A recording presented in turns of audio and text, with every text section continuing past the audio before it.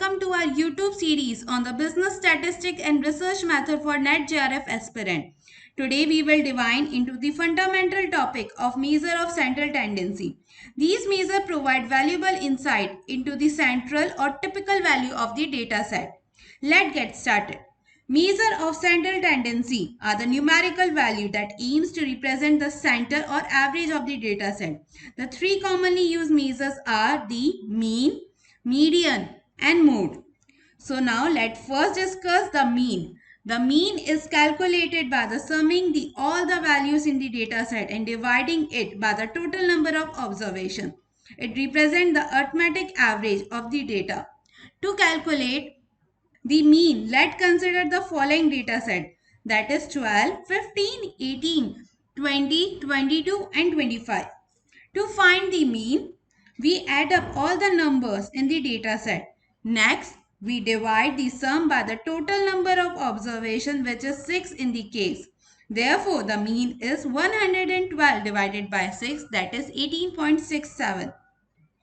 The mean provides a useful measure of central tendency and it represents the average value of the data set. It can be applied in various business and research contexts, such as calculating average scale or average test score. Moving to the median is the middle value in the short data set. If there is an even number of observations, the median is the average of the two middle values. Let's calculate the median for the same data set, that is 12, 15, 18, 20, 22 and 25. To determine the median, we first arrange the data set in the ascending order, that is 12, 15, 18, 20, 22 and 25. Next, we identify the middle value, which is 18 in this case. Therefore, the median is 18.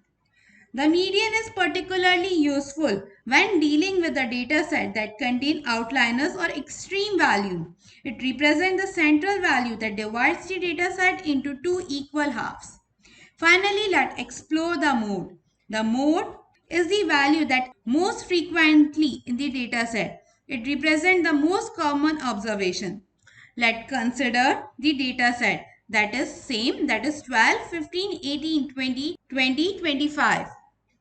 To find the mode, we identify the values that occur most frequently in the data set. Here, both 20 and 25 appear twice, making them the modes. The data set has multiple modes, that is 20 and 25.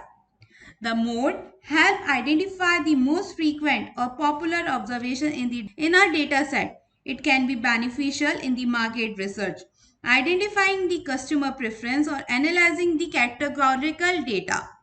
Understanding the measure of central tendency is crucial for analyzing data and drawing meaningful conclusions. By utilizing these measures, we can better comprehend the characteristics and trends within our data set. Now you have a solid understanding of measure of central tendency. You can confidently analyze and interpret data in your research or business endeavor. Practice calculating these measures to exchange your statistical skills. Thank you for watching. Join us on the next video where we will explore measure of center of dispersion to further and exchange your statistical knowledge.